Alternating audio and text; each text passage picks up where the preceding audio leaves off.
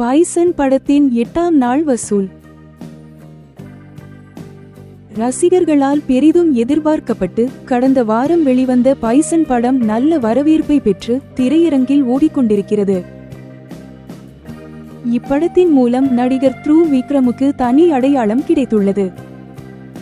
மேலும் இப்படத்திற்காக அவர் போட்ட உழைப்பு என்பது மிகப்பெரியது ஆகும்.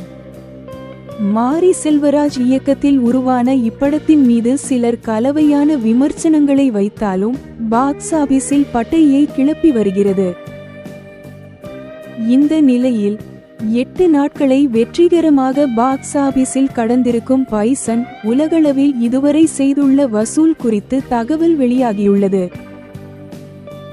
அதன்படி 8 நாட்களில் பாய்சன் படம் உலகளவில் 45.5 கோடி ரூபாய் வசூல் செய்துள்ளது.